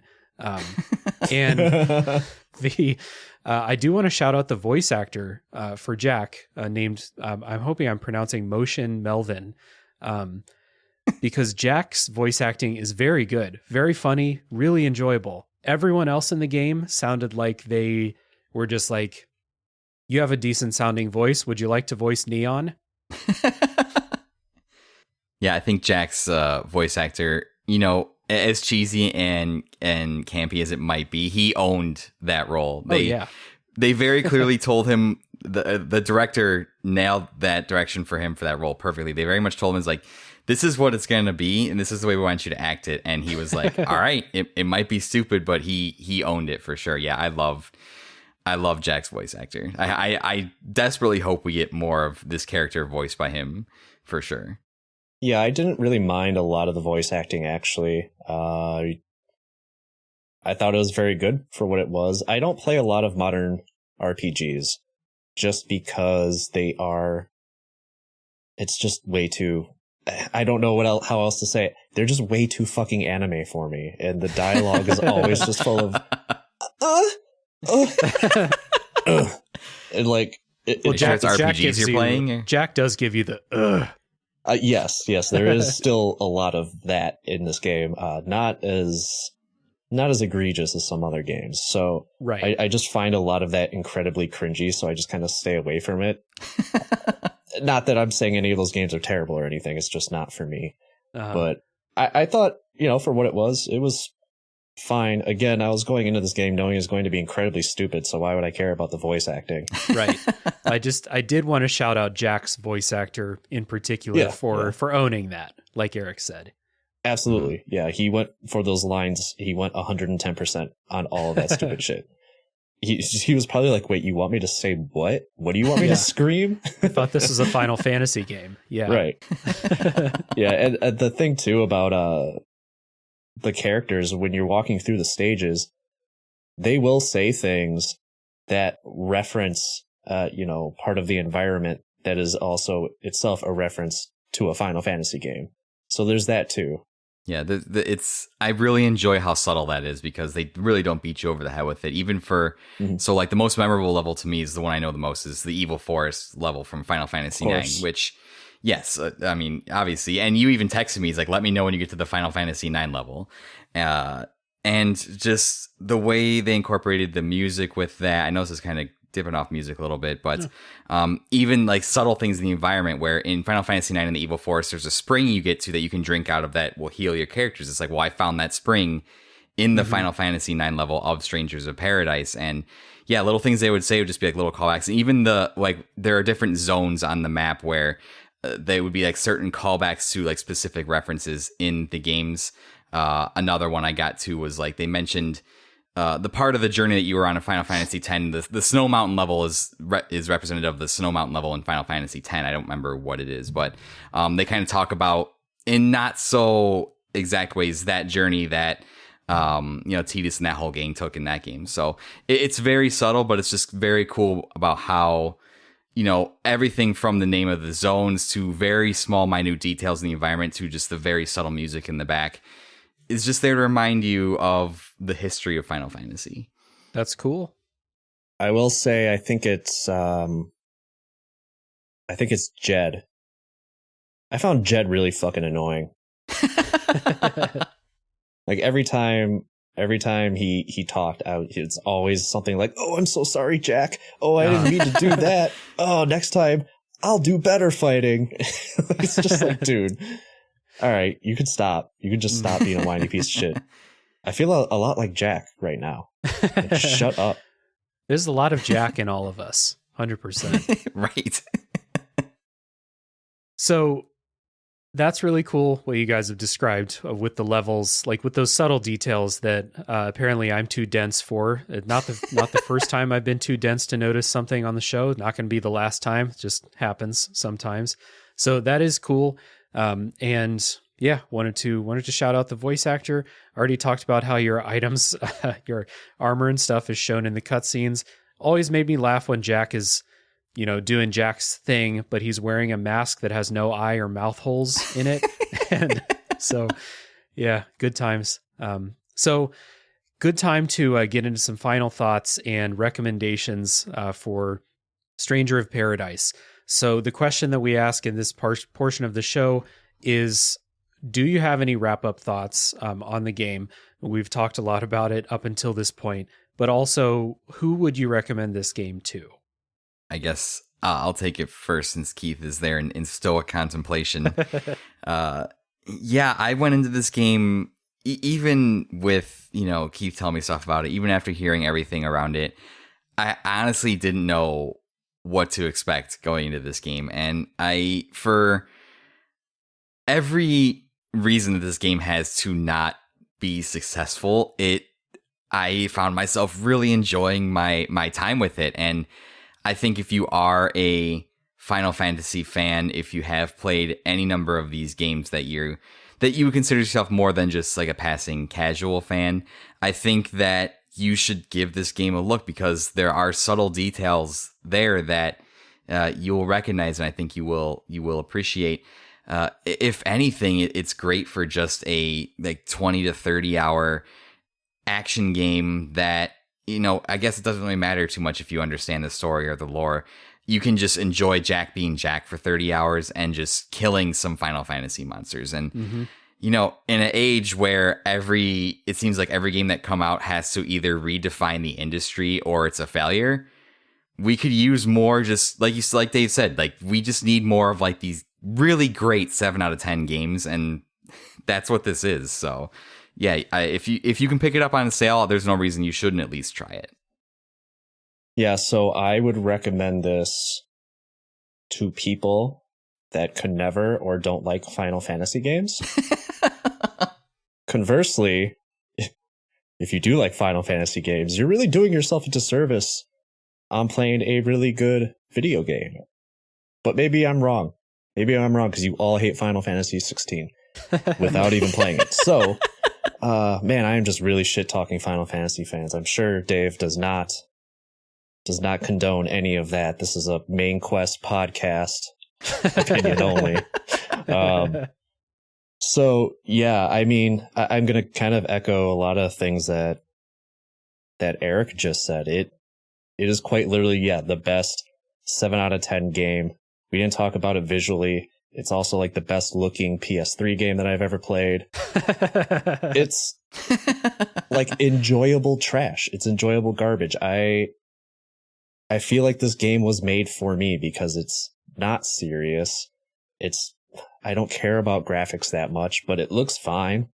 I don't care about story that much, and story's fine. Like, yeah, you said it perfectly. It is a perfect 7 out of 10 game. You're missing out on an enjoyable action game. Don't think too much about it. It gets a little long in the tooth. It sags in the middle a little bit. Guess what, baby? Bump that difficulty down. Just get through it. Who cares? You know? So, yeah, I think you're really missing out if you skip out on this game, to be honest. It's probably one of my favorite games that came out in 2022. And if I could just bring up one point, too, that I thought of, and I think Keith triggered that by bringing up the Doom comparison. People give Jack a lot of shit for being like a one-note character, for having like a singular focus, but it's like, y'all like Doom Guy out there, and his only personality is just killing demons. So it's like, this isn't anything different than that. I mean, I wouldn't say Doom Guy has any more personality than Jack. So just shut up. You're just hating at that point. Doom Guy has way less personality than Jack. Jack is, I agree. Jack is a force of nature. And had they let Jack cook for all 20 hours that I played, this would have been like, you know, retroactively, like in my top 3 from 2022. I loved this game when I was playing it. I had a great time. And it sags. We talked about that. But like, I just really commend them for making a Final Fantasy game that doesn't take itself too seriously. Like, obviously, with the way that Jack is characterized and the way that the script is written, they wanted to have fun with this. And I had fun with it too. So I think I'll recommend it, like you guys said, to people who like have a lot of appreciation for the series and played a bunch of games in the series, and you can pick up on all that stuff that I missed. Like, that stuff's there for you people.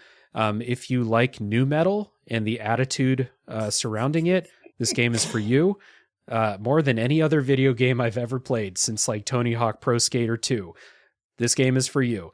And like, if you wanted the flavor of Final Fantasy with an established, like, really good action combat developer like Team Ninja, this game is for you too.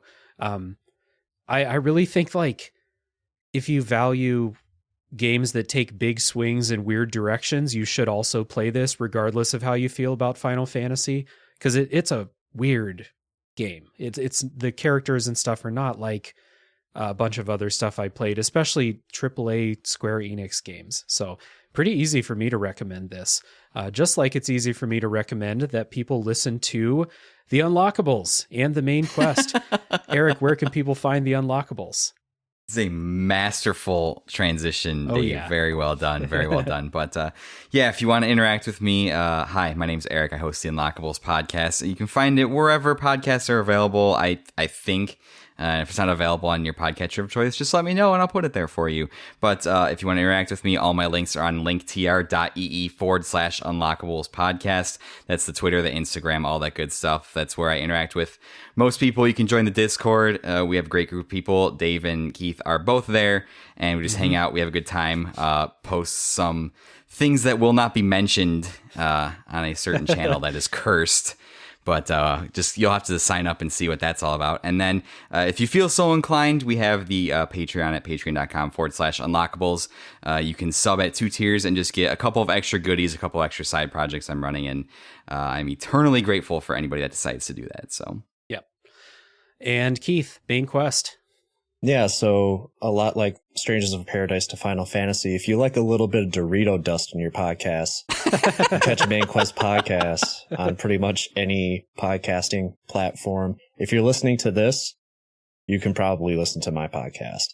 Otherwise, anywhere else, linktr.ee/Main Quest Pod. It's probably going to be in the show notes. You don't even have to write it down. Mm-hmm. The listener who's got a notepad and they're furiously writing down, okay, linktr.ee.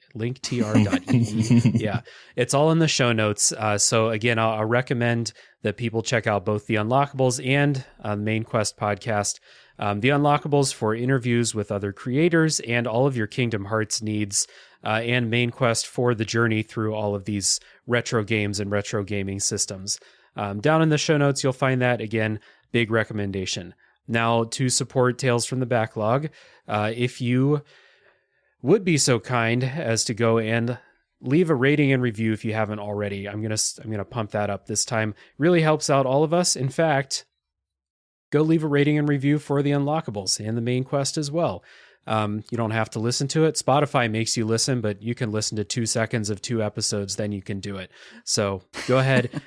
Give all of us ratings and reviews. It's really helpful. There's also a Patreon for this show and my other show called A Top 3 Podcast. If you want to support monetarily, I appreciate everyone who does. Everyone who doesn't, still love you too. Don't worry. Join the Discord server for those 2 podcasts. We have a lot of really cool people in the Discord server. Great growing community. We'd love to have you too. So, Eric, Keith, and I are going to take a break. And when we come back, we're going to go into Nomura Land, talk about the story for Final Fantasy Origin, Stranger of Paradise. Stranger of Paradise, Final Fantasy Origin. I switched it up. Music.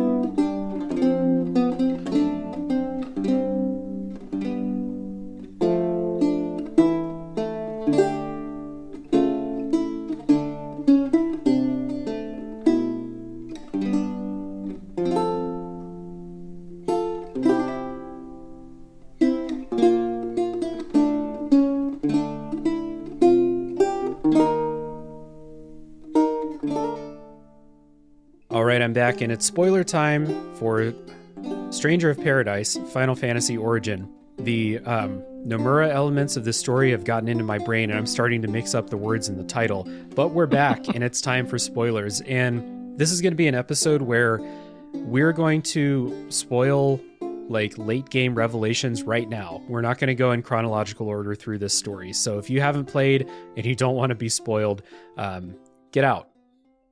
Moving on. Keith, as someone who played Final Fantasy, are the Lufenians and this cycle and controlling the balance of light and dark a thing in the original Final Fantasy? Sort of. Of course that's the answer. So the Lufenians are they're an end game type of race that you run into. And I believe it's been a while since I played the first Final Fantasy, but I believe that's where you get your airship from. Okay. Mm-hmm. And so, yeah, they are this like technological race of beings who aren't from Earth or whatever planet this happens to be. Final Fantasy has a weird thing of just not calling their planets Earth. Mm-hmm. It's usually like Gaia or something like that, which is essentially the same thing. But I digress. So they are like this huge technological race of very incredibly smart race of human beings. And yeah, obviously you get your airship from them. Mm-hmm. They have like this lore of, yes, wanting to bring light to balance the darkness and vice versa. And that's pretty much it. That's all they really get into in the first Final Fantasy. Because Gotcha. again, it's my understanding that they also give the prophecy of the Warriors of Light, which is basically what the first Final Fantasy is about. Yeah, so I mean, there's not a lot going on there. It's basically just like 5 text boxes, and it's an NES game. I don't know what you would expect, but yeah. So right, it's in there, but it's not in there. Gotcha. Yeah. So the big, I don't know how much of a spoiler this is, and I don't honestly like. Keith, like you said, no one's talking about this game. Not that many people bought it. I mean, if there's only 47,000 people that bought it, the 3 of us make a statistically significant percentage of that. So the fact that this is not a remake of Final Fantasy 1 and it's a prequel is kind of like a not so secret spoiler, I feel like, because even I didn't play Final Fantasy. I know one of the early bosses in that game is named Garland, and this is Jack Garland that we play as. So like even I was like, are they just remaking the story with one of the bosses? But no, it's a prequel. So we'll get to how that kind of happens. And I don't know if it's a canon prequel or an alternate universe prequel. Who fucking knows? It could be. It could be. I mentioned the MCU earlier. Yeah. What if everything's connected, Dave? Oh God. Hold that thought. We're going to get there. Jack is not going to like that. The fact that everything's connected. And I think because people were rightfully so making fun of this game upon its reveal, and that was in fact, the remake that was leaked, people were a little upset. And then Team Ninja or somebody from Square made a press release and was like, it's not really a remake. But, Jack, this dude's name is Jack Garland, and he is Garland. And because of the events of Final Fantasy, that also means that at the same time, he is Chaos. Again, it's Final Fantasy. It's convoluted, baby. So it wasn't really like, none of that is really a spoiler, especially if you've played the Final Fantasy game. So, I mean, I guess Team Ninja or whatever technically spoiled the very first Final Fantasy game, but also like that game's fucking 35 years old, so who cares? Yeah. So I didn't know that that's where this story was going with, like, I knew that it was going somewhere bad because Jack's a boss in the game, but I didn't know that Jack becoming Chaos was going to be where we were heading.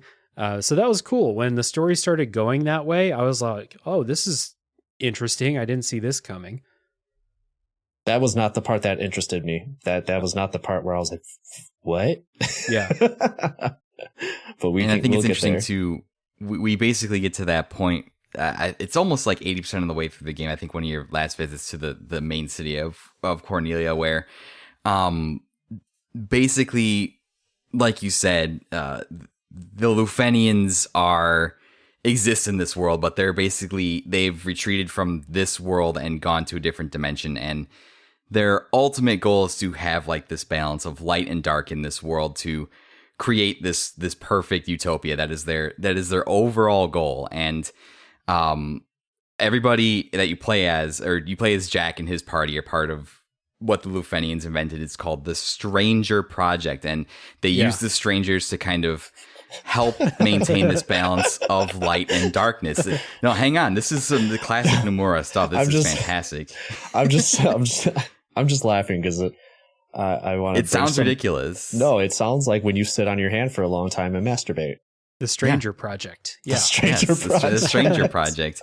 So, which obviously this game gets its name from Stranger of Paradise. So, yeah, the Lufenians are trying to maintain this balance of light and darkness in this world to achieve this perfect utopia, and the strangers are there to pretty much help bring the darkness levels back into acceptable parameters for whatever it is that they're doing. And that's why Jack is here. That's why nobody can remember shit.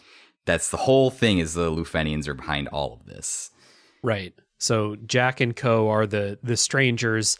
They're regulators sent in to correct whichever needs to be corrected. Regulators! All right, I did it. So Jack and company are sent to, if things are too light, introduce darkness. Things are too dark, curb the darkness, kick the darkness back, call it whatever. Reset the balance. And if they fail, they just reset the world. So this is, like you said, this is why Jack doesn't remember anything at the beginning except that he has to kill chaos. That is all he knows. And he has to kill chaos because chaos is the one thing the Lufenians can't control. So that's why they go into their plan later on. Chaos, thank you to our friend Nomura. I feel like this is a very Nomura thing. Chaos is darkness mixed with human emotion, which feel like giving emotions and things like that, like tangible effects in the world, like becoming a monster, a very Nomura thing to do, right?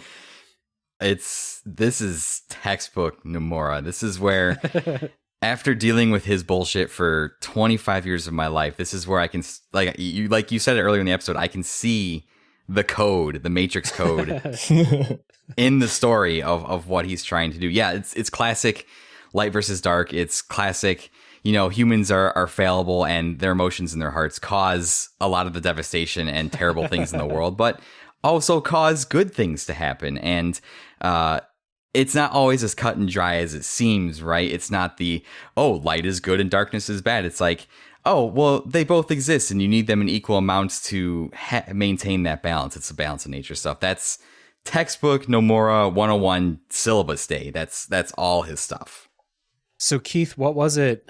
If it's not the backstory that we just set up, what was it about the story that you thought was particularly interesting?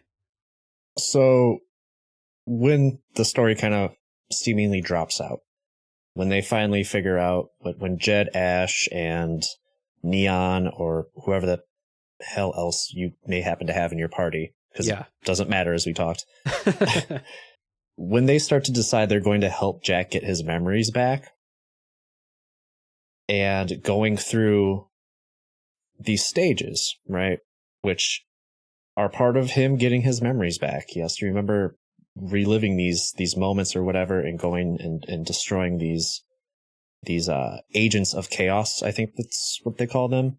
Mm-hmm. And when they bring in the Lufenians and talk about how essentially they are... See, this is all... It's been so long since I've played the game, so I'm trying to recall this reveal the best I can. They're basically insinuating that along the lines, somehow, some way, and I have no explanation for this. Maybe Eric is mind melded with Nomura, so maybe he can explain it better than I can.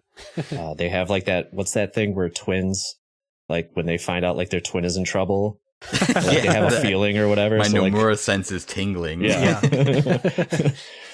Whenever Nomura stubs his toe, Eric also stubs his toe.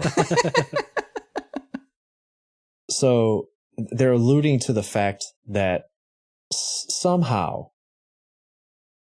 the strangers have also influenced or have been in the Final Fantasy games that are referenced in each of these levels. And so, when that reveal happens at the end of the game, that the Lufenians do have control of time and they can continually reset timelines and send the strangers to wherever they want, that's when it clicked with me, when I was like, oh, like, he's been on this whole thing to restore his memories, this little journey to restore his memories, all the while not knowing that, like, the levels that we are playing, are cute little references, but also they play a role in the fact that because Jack is going through these specific areas, regaining his memories, that he could have at some point been in Final Fantasy VIII. I did not pick up on that. Eric, did you? So when Keith finished the game and he was messaging me about it, one of his messages that he sent me was, "I can't wait for Jack to be in Kingdom Hearts 4."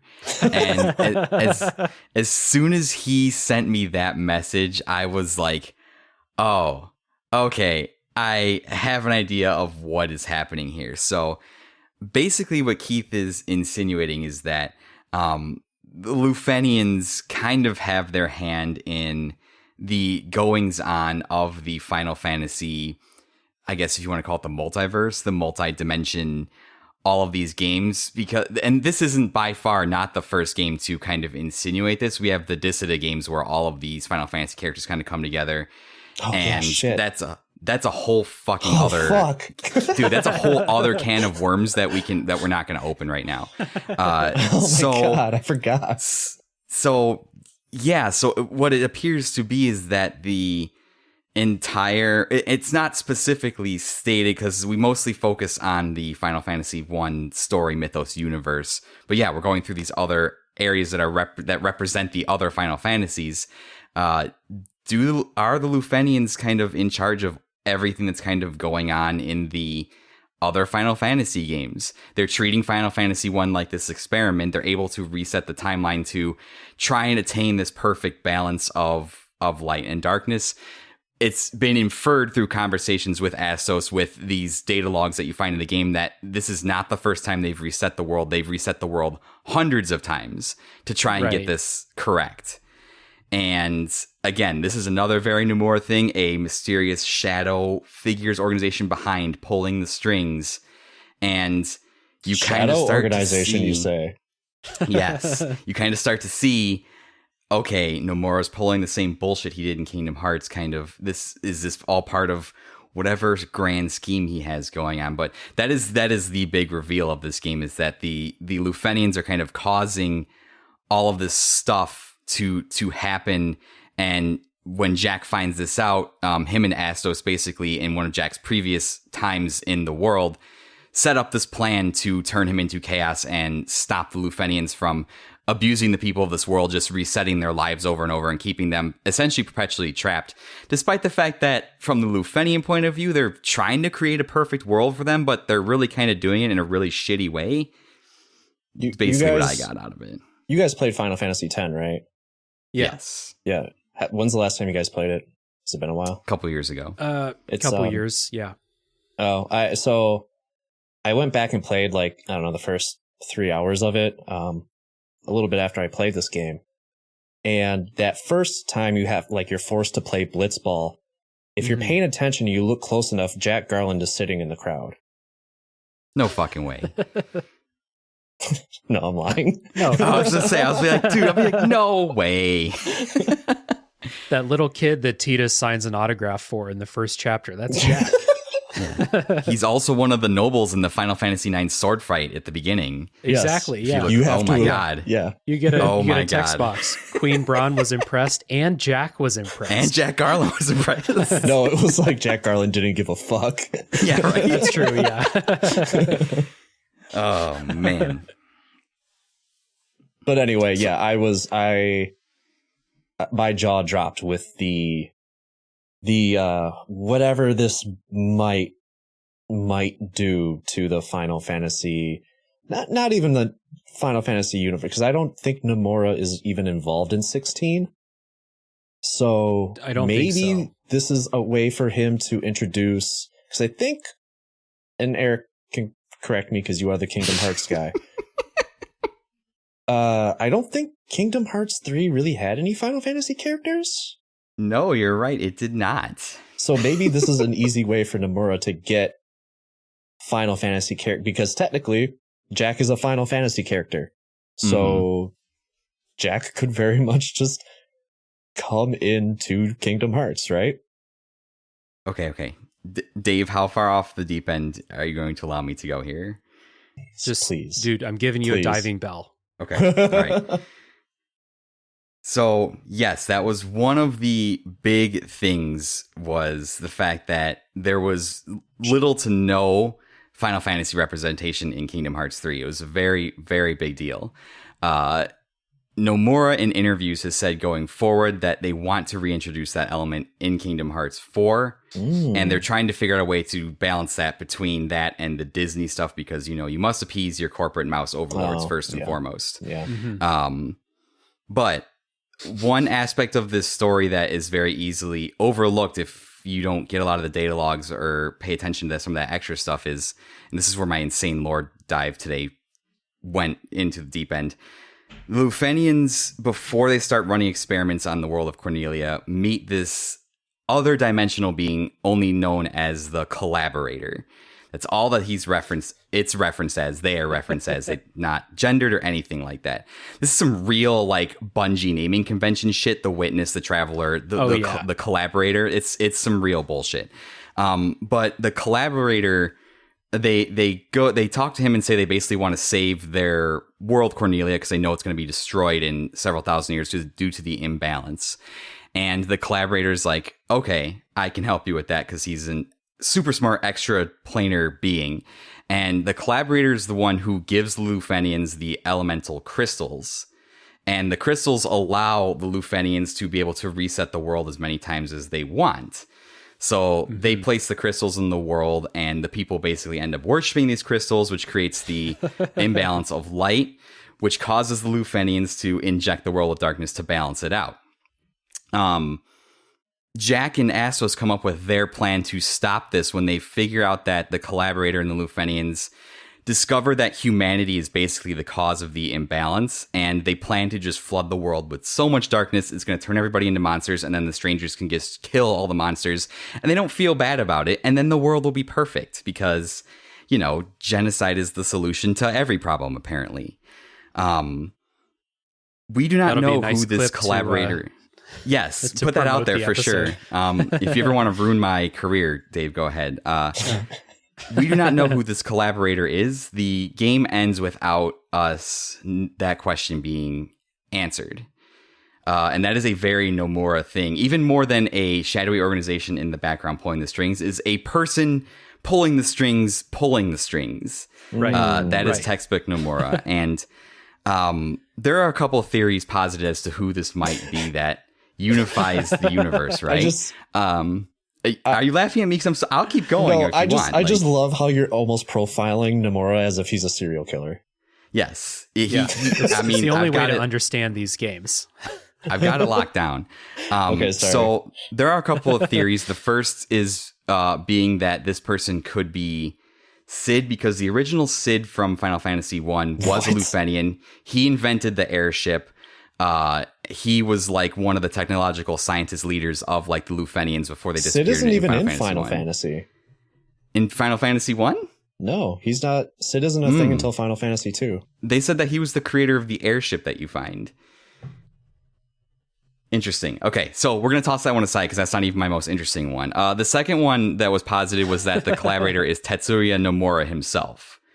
Well, yeah. Which I thought that would be hilarious and super like meta of him to do that. Man. Yeah, I thought that was awesome. But the most interesting theory that has a lot of evidence combined with it and makes Keith's sentiment where he's like, it'd be cool if Jack could meet Sora, hold a lot of weight, is there is a character in Kingdom Hearts called the Master of Masters. He has been the puppet master behind everything that's happening, even more than Master Xehanort was.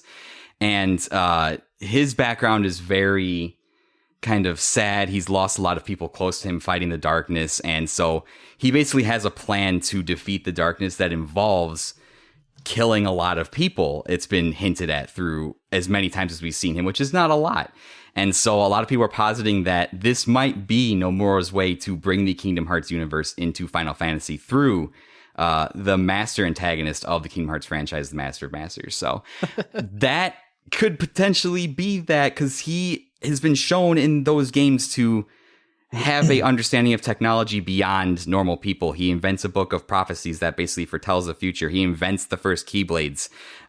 He makes a deal with the Lufenians that anytime they reset the world, there's a large output of energy, and that the only trade-off for the Lufenians and the Collaborators like, hey, I'll give you this technology. I'm taking the energy for whenever you do these resets, though. In order to summon Kingdom Hearts in the game, which is a power source that can basically reset the entire world to any state you want it to be, you need a large amount of energy to do so. So that is my information. That is my case. Do with that what you will. Bravo. So I'm so in awe. I do just want to confirm. I did Google it. Sid is not in the first Final Fantasy. He is not. Okay, so then that person was lying. So fuck that person. But sorry if I watch your YouTube you video. just went total. You went total chaos mode. That I would applaud, but this is a podcast, and that might not come through on the mic very well. But holy fucking shit! I had a feeling, like I was just like, Listen, there's so not much 100% intent in this game. yet. There's a lot of like the Master of Master has been mentioned in maybe a handful of cutscenes ever, but everything we know about him seems to line up with what this collaborator person wants to achieve. And at the end of KH3, the Master of Masters is in a place that seems to be tied to the Final Fantasy universe, because Nomura in the Kingdom Hearts 3 DLC put a lot of ideas from his canceled Versus 13 game in there, so much so that the cutscenes are identical to that demo that took place years ago. And so all of this is just leading up to whatever Nomura's fucking master plan is for this. It has to be. There has to be something going on. And this is why it's a shame that only 47,000 people are going to play this game, because this game might end up being like the most important Final Fantasy game of all time. Oh, it's going to be lore. So what you're saying is that this game will have a spot on Guiding Keys in the future. That's how it's looking. It might. When we get to the mobile games where the master is introduced and all this shit starts happening, dude, it's going to get crazy. But yeah, I just thought maybe your listeners would enjoy this Pepe Silvia version of me. Yes. This is what people say Nomura is fucking crazy, but he seems to have some kind of master plan, and I don't. Seems like he's made you crazy. He has. With all due respect, of course. That's fine. But yeah. Yes, so this is a way for what Keith's offhanded joke to become reality. That, if Jack makes an appearance in Kingdom Hearts 4, I'm going to play it. And I have no interest in Kingdom Hearts as it stands right now. But if he's in Kingdom Hearts 4 and he's talking to Sora and fucking Donald Duck, then I'm going to play it. He punches Donald right in the fucking face, honestly. That would be it. That'd be all we need. God, I want that. I want this so bad. Make it happen. Bad. We're willing this into the universe. Let's make this be true. I want Jack to have a whole conversation with Goofy. Yes. He wouldn't get 3 words out of it without just walking away. And Sora would try his damn fucking hardest to be friends with him too, and Jack would just not have any of it. No time for it. No. So, yeah, thanks for coming to my TED Talk. That was incredible. Let's take a music break. When we come back, we're going to get into how this game ends. We got to just let that sink in for everybody. My fucking brain is on fire. Might be because I have this headband on too tight.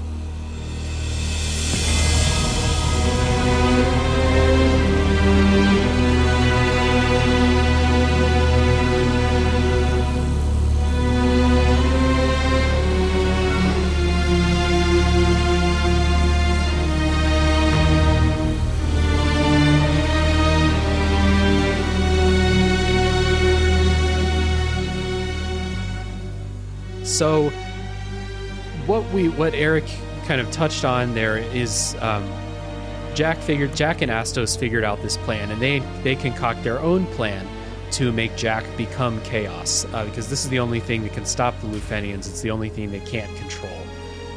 The only problem is Jack keeps getting memory wiped, and he makes a promise to Astos in a cutscene that he's going to remember him and come back, and they're going to continue their plan. And then obviously he doesn't.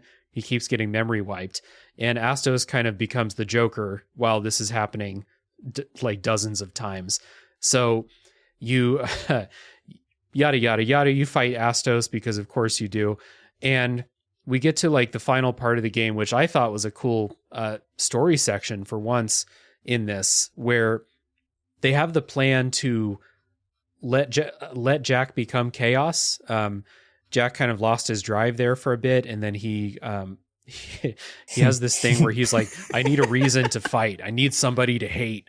And so they turn that on the Lufenians and this plot that they remember to make him become Chaos. So this will set up the ideal conditions for the real Warrior of Light prophecy to come true, which is what happens in Final Fantasy 1. So I've heard. So you go to the castle, there's a big attack. The queen gets hurt. She dies, I think. And then we have the one big poignant story moment that I thought where your party seizes the opportunity to make the darkness overcome Jack, and they attack him. And you are forced in gameplay to kill your own party members. And regardless of how you feel of Ash, Jed, and Neon, and the fourth character who I can't remember her name because I didn't write it down, it is kind of like cool and sad to kill your party members one by one, as Jack like begs them to stop, basically. Jack doesn't want to do this. This is the first time in the entire story he's not down with the plan. So this was kind of cool, I thought. Yeah, I can't remember an instance where you have like your party turn on you in a Final Fantasy game. There are instances where like specific characters will turn on you, or I mean, that trope has been done before, but yeah, not so much where it's like, well, your whole party is now, you just have to kill all of them. Yeah, it's not like they made you kill Aerith in Final Fantasy VII or anything like that. So yeah, it was real powerful, real emotional for a man that has shown zero emotions except for I don't fucking care for the entire game. Yeah, it was all right. God damn it, Keith. I mean, at this point in the game, I was kind of like, I kind of want to just end it. So that's I was just kind of like, whatever. Well, I mean, I was just going to say, I mean, I understood like the heaviness of it because it's like, well, at some point I was waiting for them to die, right? Because they talk about how if a stranger dies, they basically turn into one of Chaos's agents and kind of goes darkness creeps in, or however you want to say it. There's more darkness. It's such a weird fucking thing to say. There's more darkness in the world. So the stranger dies, creates more darkness, creates more of an imbalance. Sorry, you'll get used to it after like 10 years. It's fine. So I was waiting for them to die at some point. I didn't think it was going to be by Jack, but then knowing that Jack has to become Chaos, I was like, oh, well, yeah, okay, yeah, it makes sense. But it makes sense.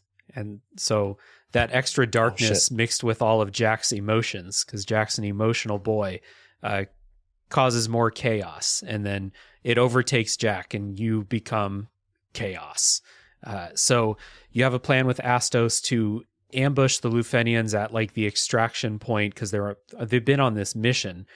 So he goes there. He tells them to fuck off. Basically, they summon some kind of champion. You fight it. The killing blow for this boss is Jack punches it in the nuts.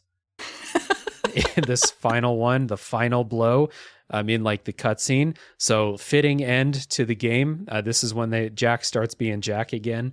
So that was great. And then that scene from the beginning plays out again, only you see the beginning of it, which is Jack going and taking the throne of Chaos. And he's going to wait for the Warriors of Light to come, I suppose. And then the credits roll and Frank Sinatra's My Way plays during the credits, which made me laugh out loud. Yeah, it was of all the unexpected. Earlier? Oh, go ahead. Sorry, I'm sure they do. I think did they play it earlier? Maybe like the start too. But I don't. But of all the unexpected turns that this game took and all the insane lore dives that I just went on, this was the most unexpected one. I got, I expected maybe like a new metal, like your Linkin Park or like a Limp Bizkit song to show up or something. But yeah, definitely not my boy Frank. That was unforeseen. Well, if there's anybody who embodies the message of that song, it's Jack. A little disappointed they didn't play My Way from Limp Bizkit. By Limp Bizkit, right. That's what I was thinking. Which almost has the exact same message. Exactly, yeah. May fit Jack a little bit more. Yeah. Jack is a little bit more on the Fred Durst side of the spectrum, the My Way spectrum. I really the Frank Sinatra. I'm a little disappointed they didn't have a red New York Yankees hat to wear as an item. He's sitting on the throne of Chaos at the end with a red New York Yankees cap hat. on. Yeah.